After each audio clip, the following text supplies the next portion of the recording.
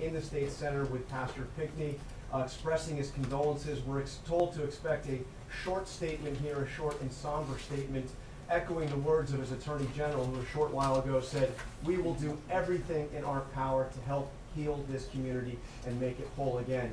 Unfortunately, Amy, this is something the President has had to do over and over again. Here's the President. Good afternoon, everybody. This morning, I spoke with, and Vice President Biden spoke with Mayor Joe Riley and other leaders at Charleston to express our deep sorrow over the senseless murders that took place last night.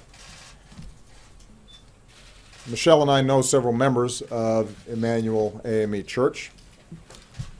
We knew their pastor, Reverend Clementa Pinckney, who, along with 8 others, gathered in prayer and fellowship and was murdered last night.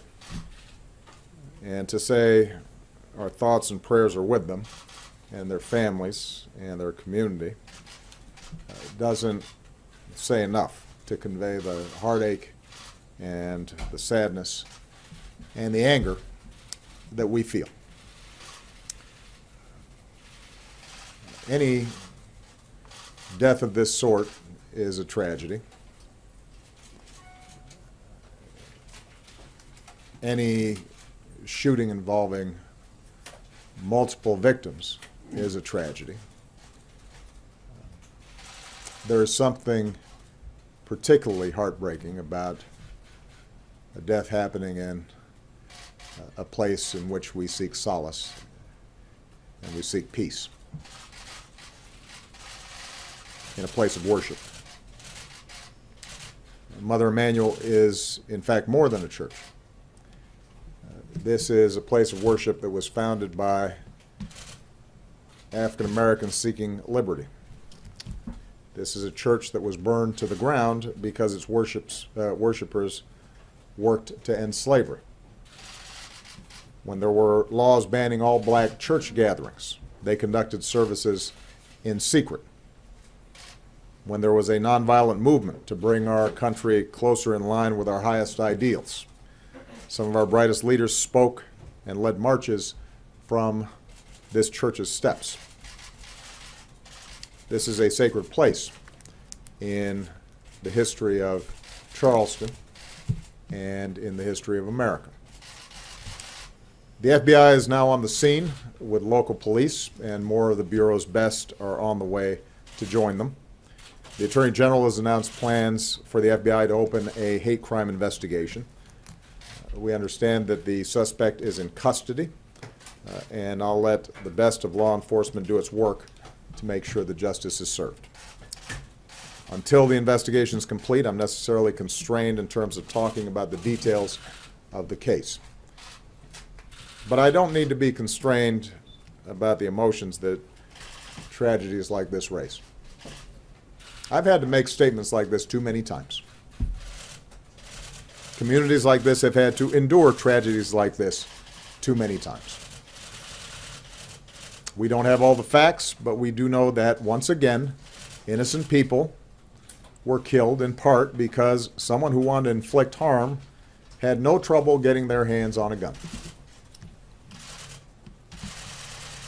Now is the time for mourning and for healing. But let's be clear. At some point, we as a country will have to reckon with the fact that this type of mass violence does not happen in other advanced countries.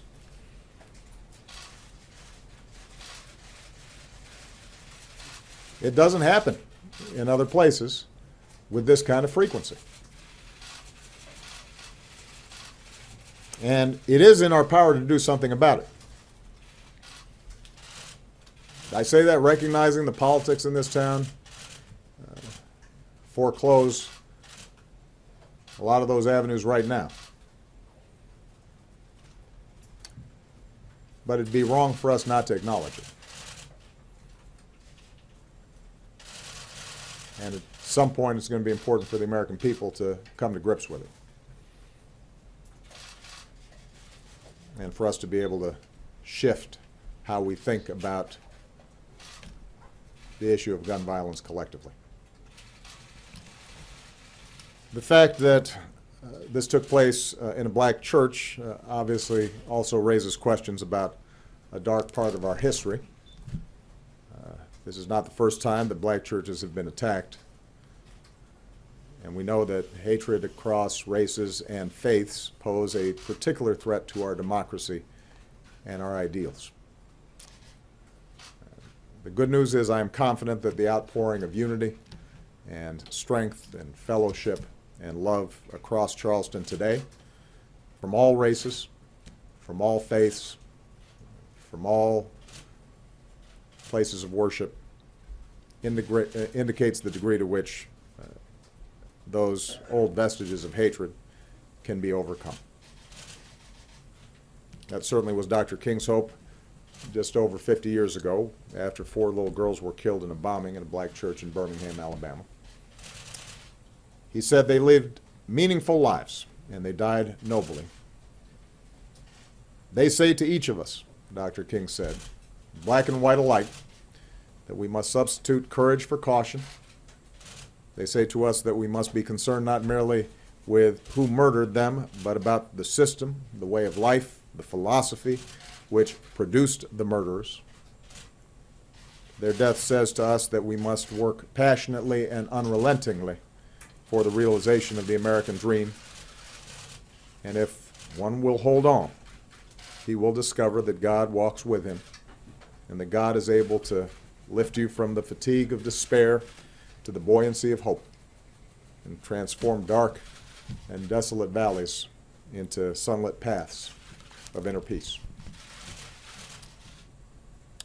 Reverend Pigney and his congregation understood that spirit. Their Christian faith compelled them to reach out not just to members of their congregation or to members of their own communities, but to all in need. They opened their doors to strangers who might enter a church in search of healing or redemption. Mother Emanuel Church and its congregation have risen before, from flames, from an earthquake, from other dark times, to give hope to generations of Charlestonians. And with our prayers and our love and the buoyancy of hope, it will rise again now as a place of peace. Thank you. Fred, what would you do differently on gun control?